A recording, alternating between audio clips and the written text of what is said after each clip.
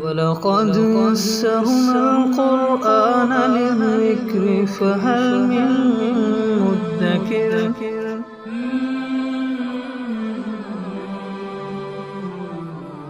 سورۃ النساء آیت نمبر 19۔ اعوذ باللہ من الشیطان الرجیم، بسم اللہ الرحمن الرحیم۔ یا ایھا الذین آمنوا لا یحل لکم ان ترثوا النساء کرہا ولا تعضلوهن لتذهبوا ببعض ما آتیتموهن الا ان یأتین بفاحشۃ مبینہ وعاشروهن بالمعروف فإن كرهتموهن فعسى أن تكرهوا شيئا ويجعل الله فيه خيرا كثيرا۔ سابقہ آیات میں توبہ کا حکم تھا ایک مناسبت کی وجہ سے، ورنہ سورت کے شروع سے عورتوں کے حقوق کے بارے میں کچھ احکامات تھے، تو اس آیت مبارکہ میں بھی عورتوں کے حقوق کے بارے میں بات کی جا رہی ہے۔ اسلام نے ہمیشہ عورتوں کے حقوق کی بات کی ہے۔ یہ جو مغرب کی طرف سے آوازیں آتی ہیں نا عورتوں کے حقوق کی، اس میں عورتوں کے حقوق کم ہوتے ہیں، دھوکہ دہی زیادہ ہوتی ہے۔ وہ الفاظ تو بڑے خوبصورت چنتے ہیں، لیکن اس کے اندر چھپا ہوا جو مفہوم ہوتا ہے وہ بہت زہریلا اور خطرناک ہوتا ہے، جس کو امام مالک رحمۃ اللہ علیہ نے فرمایا تھا نا، کلمۃ الحق ارید بها الباطل۔ الفاظ تو ٹھیک ہے، لیکن اس میں چھپا ہوا جو مطلب ہے وہ بڑا خطرناک، وہ باطل ہے۔ تو حقیقی طور پر جو حقوق ادا کیے ہیں یا حقوق کی بات کی ہے تو وہ اسلام نے کی ہے۔ اسلام سے پہلے کیا تھا؟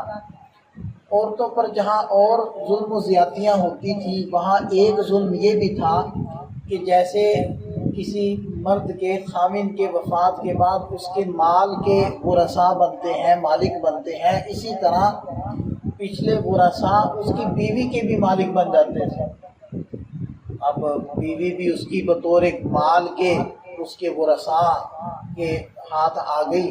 اب وہ چاہیں تو اس سے نکاح کریں، چاہے تو اس کو اجازت دیں کہ وہ کسی اور سے باہر خاندان سے نکاح کر لے، چاہے تو وہ اجازت نہ دیں اور وہ ساری زندگی بیٹھی رہے۔ اب وہ بیچاری کو کوئی اختیار نہیں ہے کہ وہ خود سے نکاح کر سکے اپنے میکے کی اجازت کے بغیر۔ اسی طرح اگر اس کے پاس اگر کہیں سے آ گیا کوئی مال بطور وراثت کے اس کے والد کی طرف سے، تو وہ بھی اس کے خاندان والے جو ہوتے تھے، مرد کے خاندان والے، وہ اس سے لے لیتے تھے، اور وہ یہ سمجھتے تھے کہ یہ تو کسی چیز کی مالک ہو ہی نہیں سکتی، یہ تو خود ہماری مملوک ہے، یہ کیا مالک بنے گی؟ گویا کہ عورتوں کے تو کوئی حقوق تھے ہی نہیں۔ اور اگر اس نے کسی طریقے سے مال اپنے قبضے میں لے بھی لیا تو پھر وہ اس وجہ سے بھی نکاح نہیں کرنے دیتے تھے کہ باہر نکاح اس لیے نہیں کرنے دیتے تھے کہ یہ مال باہر نہ چلا جائے، اور یہ یہی رہے، اسی طرح بے نکاحی رہے اور بے بگی کے اندر وفات پا جائے، تاکہ اس کے مال کے اوپر ہم قبضہ کر لیں اور ہمارے پاس وہ مال آ جائے۔ تو اس طرح کی مختلف شکلیں تھیں ظلم و زیادتیاں کی۔ ایک یہ شکل یہ بھی تھی کہ جو خامد ہے اگر اس کا دوسری بیوی سے بیٹا ہے تو خامد کے وفات کے بعد، یعنی والد کی وفات کے بعد، وہ جو بیٹا ہوتا تھا وہ اپنے باپ کی جو دوسری بیوی تھی اس سے نکاح کر لیتا تھا، تو یہ بھی ایک ظلم تھا۔ تو بہرحال ان تمام مظالم کو ختم کرنے کے لیے قرآن کریم نے ارشاد فرمایا، یا ایھا الذین آمنوا، اے ایمان والو، لا یحل لکم، تمہارے لیے حلال نہیں، ان ترثوا النساء کرہا، کہ تم زبردستی عورتوں کے وارث بن بیٹھو، ان کے مالک بن جاؤ۔ اور کرہا کا مطلب یہ نہیں ہے کہ اگر عورتیں چاہتی ہوں تو پھر تم مالک بن سکتے ہو، یہ ہرگز مطلب نہیں ہے، بلکہ یہ تو بیان واقعہ ہے کہ جو ہوتا تھا اس کو قرآن نے بیان کیا۔ ورنہ آپ خود سوچیں کہ ایک عورت ہو، عاقل بالغ ہو، وہ بھلا کیسے یہ چاہے گی کہ اس کا کوئی مالک بن بیٹھے اور اس کی مرضی ختم ہو جائے، نہ اس کی ملکیت ہو، نہ وہ اس کی مرضی سے کوئی پیسہ خرچ ہو سکے، اور نہ خاوند کی وفات کے بعد وہ اپنی مرضی سے نکاح کر سکے، یہ کون چاہے گا؟ یقینی بات ہے کہ کوئی بھی نہیں چاہے گا۔ تو اس لیے یہ مطلب ہرگز نہیں ہے کہ اگر عورتیں وہ چاہتی ہوں تو پھر تم ان کے مالک بن جاؤ۔ اب اس کے اندر دیکھیں تمام ان صورتوں کی نفی ہوگی کہ تم مالک بن بیٹھو، یہ تمہیں اختیار نہیں ہے، لہذا عورت کا جو مال ہے وہ عورت کا رہے گا، اور خاوند کی وفات کے بعد عدت گزر جانے کے بعد اگر وہ کہیں نکاح کرنا چاہے تو تم اس کو روک نہیں سکتے، وہ اس کو اختیار حاصل ہے، وہ اپنے اختیار سے جو کچھ کرنا چاہے کر سکتی ہے۔ اگر اس کو وراثت ملتی ہے کسی طرف سے تو وہ اس کی مالک بنے گی، اپنی مرضی سے خرچ کرے گی۔ وَلَا تَعْضُلُوهُنَّ لِتَذْهَبُوا بِبَعْضِ مَا آتَيْتُمُوهُنَّ، اور ان کو مقید مت کر کے رکھو کہ تم اس مال میں سے کچھ لے اڑو جو تم نے ان کو دیا ہے۔ اچھا، اس مطلب کو سمجھنے کے لیے پہلے ہم تھوڑا سا یہ بھی سمجھ لیں کہ عرب کے ہاں یہ روایت تھا کہ وہاں مہر بھاری رقم دی جاتی تھی، مہر زیادہ دیا جاتا تھا۔ جو کم سے کم مہر ملتا ہے وہ 500 دراہم ہے، نارمل سا مہر، معمولی سا مہر جس کو آپ سمجھ لیں، وہ 500 دراہم تھے، اور 500 دراہم کے آج کل جو رقم بنے گی وہ 1.5 سے 2 لاکھ روپے بنے گی۔ تو مطلب یہ عام طور پر یہ مہر کی مقدار ہوتی تھی، ورنہ اس سے زیادہ ہی مہر دیا جاتا تھا، 10 ہزار درہم تک مہر وہ اس کا تذکرہ آتا ہے۔ اور آگے بھی آیات میں آ رہا ہے قنطارن کا لفظ آ رہا ہے جس کا معنی ہوتا ہے سونا چاندی کا ڈھیر۔ تو مہر بھاری مقدار میں دیا جاتا تھا۔ تو عورتوں پر ایک ظلم یہ بھی تھا کہ بعض مرتبہ اگر خاوند کا عورت کے ساتھ نباہ نہیں ہو رہا کسی وجہ سے تو وہ عورت کو مقید کر دیتا، نہ اس کو طلاق دیتا کہ اس کی جان چھوٹ جائے، وہ کسی اور مرد سے نکاح کر لے، اور نہ اس سے نباہ کرتا اور اس کے حقوق ادا کرتا۔ وہ اب بیچ میں لٹکی ہوئی ہے، معلق ہے، اور یہ کیوں پریشان کر رہا ہے؟ اس لیے پریشان کر رہا ہے کہ جو میں نے اس کو مہر دیا ہے وہ مہر مجھے واپس کرے، یا پھر اگر نہیں دیا تو وہ معاف کرے۔ تو اس طرح کی وہ نازیبہ حرکتیں کرتے تھے، تو قرآن نے اس سے بھی منع کر دیا کہ ایسا ہرگز مت کرو۔ الا ان یاتین بفاحشۃ مبینہ، مگر یہ کہ کوئی وہ کھلی ناشائستہ حرکت کرے۔ کھلی ناشائستہ حرکت کی ایک تفسیر یہ کی گئی ہے کہ وہ خاوند کی نافرمان ہو عورت اور بد زبانی کرتی ہو، تو یہ فاحشہ مبینہ ہے۔ تو اس صورت کے اندر جو تعلقات بگڑ رہے ہیں عورت مرد میں، اس کا سبب عورت بن رہی ہے، مرد نہیں بن رہا۔ اب عورت کی وجہ سے یہ بات آ رہی ہے کہ تعلقات ٹوٹنے کی طرف جا رہے ہیں، تو اب مرد کو اختیار دیا گیا ہے کہ اگر وہ یہ کہے کہ تمہاری وجہ سے تم گویا کہ سبب بن رہی ہو جدائی کا، تو پھر میرا دیا ہوا مہر مجھے واپس کرو، یا پھر جو میں نے کہا تھا کہ تمہیں اتنا مہر دوں گا اور ابھی تک دیا نہیں ہے تو تم وہ معاف کرو، تو پھر میں تمہیں چھوڑ دوں گا، آزاد کر دوں گا، تو تم جہاں مرضی جاؤ، جس مرضی سے نکاح کرو۔ تو یہ ایک استثنائی صورت دی گئی ہے۔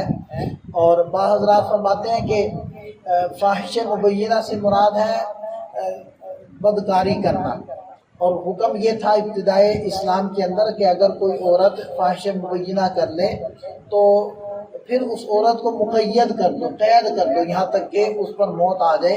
تو یہ ابتدائی حکم تھا، بعد میں یہ منسوخ ہو گیا، اور باقاعدہ بدکاری کے احکامات سورہ نور کے اندر جب نازل ہو گئے تو پھر یہ حکم منسوخ ہو گیا۔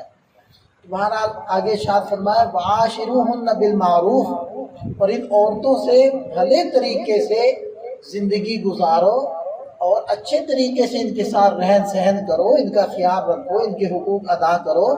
فَإِن كَرِهْتُمُوهُنَّ، اس لیے کہ اگر تم ان عورتوں کو ناپسند کرتے ہو، فَعَسَىٰ أَن تَكْرَهُوا شَيْئًا، تو ہو سکتا ہے کہ تم کسی چیز کو ناپسند کر رہے ہو، وَيَجْعَلُ اللَّهُ فِيهِ خَيْرًا كَثِيرًا، اور اللہ تعالیٰ اس چیز میں تمہارے لیے خیر کثیر رکھ دیں، بہت بڑی خیر رکھ دیں۔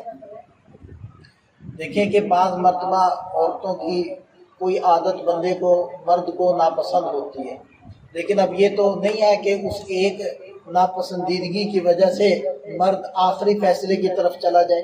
تھوڑا سا یہ سوچے کہ اس سے کتنے فائدے ہیں مجھے، اس کو کتنا سلیقہ ہے گھر داری کا، اس کو میرے ساتھ کتنی ہمدردی ہے، اولاد کے ساتھ کتنی خیر خواہی ہے، اور کتنی خیریں اگر سوچے گا تو وہ اس کے اندر سے نکل آئے گی۔ جیسے کہ نوجوان وہ تھوڑا پریشان ہو کر کسی اللہ والے کے پاس گیا کہ جی میں چاہتا ہوں کہ عورت سے جدا اختیار کر لوں، تو انہوں نے فرمایا کیوں؟ اس نے کچھ وجوہات بتائی، تو وہ اللہ والے فرمانے لگے کہ پہلے مجھے تم یہ بتاؤ کہ تمہارا دھوبی کون ہے؟ اس نے کہا کہ میری بیوی ہے۔ اس نے کہا کہ اچھا تمہارا باورچی کون ہے؟ اس نے کہا کہ میری بیوی۔ اسی طرح وہ ایک ایک خدمت کو گنواتے رہے اور اسے کہلواتے رہے کہ یہ سارے کام تو میری بیوی کرتی ہے۔ تو انہوں نے کہا کہ جب یہ سارے کام وہ کرتی ہے اور تمہیں کوئی شکوہ نہیں ہے ان کاموں میں، تو اگر کسی ایک بات کو تم پسند نہیں کرتے تو اس کو برداشت کر لو۔ اور وہ ایک عربی کا لطیفہ ہے، اس کو میں ترجمہ کرتا ہوں۔ وہ جو بیوی تھی وہ خوبصورت تھی اور جو اس کا خامد تھا وہ بدصورت تھا۔ تو ایک دن بیوی کہنے لگی اپنے خامد کو کہ ہم دونوں جنتی ہیں انشاءاللہ۔ اس نے کہا کہ وہ کیسے؟ اس نے کہا کہ تم مجھے دیکھتے ہو، اللہ کا شکر ادا کرتے ہو، تو شکر گزاروں کو بھی جنت ملے گی، اور میں تمہیں دیکھتی ہوں تو صبر کرتی ہوں، تو صبر کرنے والوں کو بھی جنت ملے گی۔ تو ان چیزوں کو بھی دیکھیں نا، جیسے کہ حضرت مرزا جان جانا رحمۃ اللہ علیہ بڑے اللہ کے ولی گزرے ہیں اور بڑے نازک مزاج گزرے ہیں۔ اتنے نازک مزاج تھے کہ اگر گھڑے پر جو پانی پینے والا پیالہ ہے یا اس کا جو ڈھکن ہوتا تھا وہ تھوڑا ٹیڑھا ہوتا تھا تو ان کے سر میں درد شروع ہو جاتی۔ تو ان کو بیوی ملی جو سخت مزاج کی تھی اور اکثر حالات کشیدہ رہتے تھے۔ تو کسی نے ایک دن کہہ دیا کہ حضرت آپ اتنے نازک مزاج ہیں، آپ تو بستر پر پڑی ہوئی چادر میں جو شکن اور بل ہوتا ہے اس کو برداشت نہیں کرتے، تو اتنی بد مزاج عورت وہ کیسے برداشت کر رہے ہیں؟ تو کہنے لگے بھائی ہم تو اس امید پر برداشت کر رہے ہیں کہ شاید اللہ تعالیٰ اس صبر پر اس صبر کو ہمارے گناہوں کا کفارہ بنا دے۔ تو بہرحال تو اللہ تعالیٰ یہی بات تو ارشاد فرما رہے ہیں فَإِن كَرِهْتُمُوهُنَّ، اگر تمہیں وہ عورتیں پسند نہیں آ رہی تو ہو سکتا ہے کہ تم کسی چیز کو ناپسند کر رہے ہو، اللہ نے اس میں تمہارے لیے خیر کثیر رکھی ہو۔ اب خیر کثیر میں سے ایک یہ بھی ہے کہ اس بیوی سے تمہارا کوئی ایسا بچہ ہوا ہو جو وفات پا گیا ہو، وہ ذخیرہ آخرت بنے گا تمہارے لیے، تمہاری بخشش کا ذریعہ بنے گا، اور اس بخشش کے ذریعہ بننے کے اندر یہ عورت ہی تو سبب ہے۔ یا پھر اس کے بطن سے اللہ تمہیں ایسی اولاد دے جو نیک ہو، فرما بردار ہو، جس سے تمہیں دنیا کے اندر بھی فائدہ پہنچے اور تمہارے مرنے کے بعد وہ صدقے جاریہ ہو اور خیریں تمہیں پہنچ رہی ہوں۔ اب ظاہری بات ہے اس اولاد کا ذریعہ تو یہی عورت بنی ہے۔ تو اس لیے اللہ تعالیٰ فرما رہے ہیں کہ اچھے طریقے سے ان کے ساتھ وقت بتاؤ، اس لیے کہ اگر تم ان کو ناپسند کرتے ہو تو اللہ تعالیٰ نے بہت ساری تمہاری ناپسند چیزوں کے اندر تمہارے لیے خیریں چھپائی ہوتی ہیں۔ تم ان خیروں کی طرف نگاہ لے جاؤ اور محض اپنی چھوٹی سی ناپسندیدگی کو اپنے سامنے مت لاؤ۔ اللہ تعالیٰ ہمیں سمجھ عطا فرمائے۔